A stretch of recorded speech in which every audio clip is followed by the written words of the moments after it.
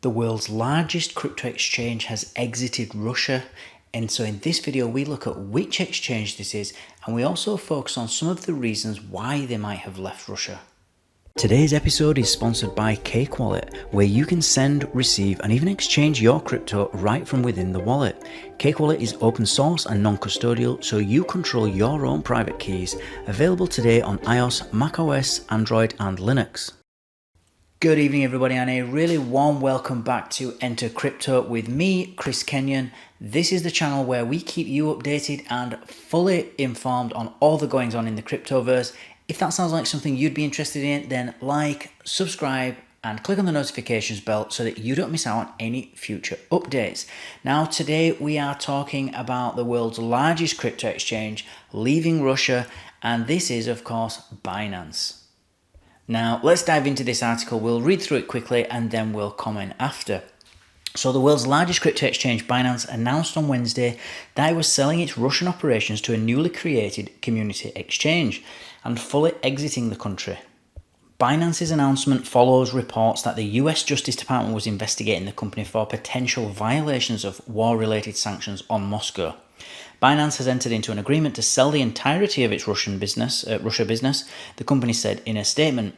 It named COMEX, which announced its launch on Tuesday, as the buyer. Over the next several months, Binance will sunset all exchange services and business lines in Russia, the company said, adding that it was confident about a smooth transition.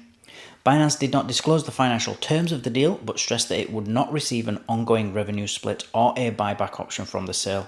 Binance assured its Russian clients that their assets were securely protected and that it would take up to 1 year to transfer them to COMEX. Russians have increasingly turned to using crypto exchanges after Western sanctions cut off Russian banks from global payment networks. COMEX said it will not register users based in Russia, annex Crimea, potentially cutting off residents of the Black Sea Peninsula from its services. The company also does not provide account registration in the US, the EU, as well as in Iran, Cuba, Syria, and North Korea. Binance's withdrawal from Russia comes a month after the exchange banned Russia-based users from trading in all non-ruble currencies. As we look toward the future, we recognize that operating in Russia is not compatible with Binance's compliance strategy, said Noah Perlman, who is Binance's chief compliance officer.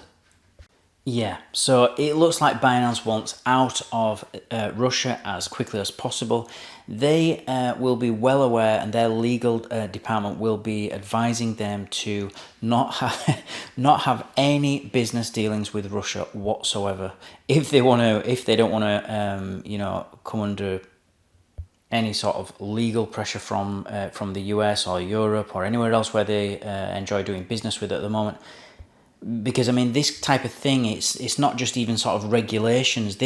We're now going into sort of criminal territory, where you can actually be charged with things like trading with the Trading with the Enemy Act. And in fact, I can think of two instances that happened quite recently, and one was a company from California, I believe, and they were using a broker to basically charter a boat to carry some products. I think it was fruit, and they were going from Chile to Japan. Now, unknown to this company, the owner of the boat, this chartered boat, had some type of ties to the Cuban government. And this, when the US government found out about this, they actually fined the company $50,000. So it became a very expensive shipment.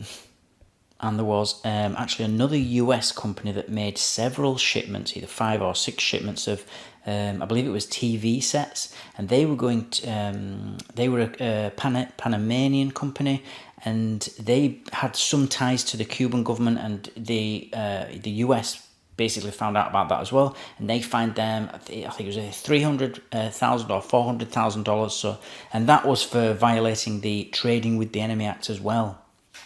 So it is serious stuff. Now, you can argue that $300,000 is nothing for Binance, and you'd be right, but it just doesn't look good. You don't want to be slapped with a charge of, it just looks terrible. Just the name Trading with the Enemy, it just sounds awful, doesn't it?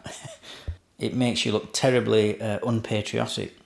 So Binance will want to stay well clear of this, and they want to keep the name clean, and they don't need Russia. There's plenty more business out there.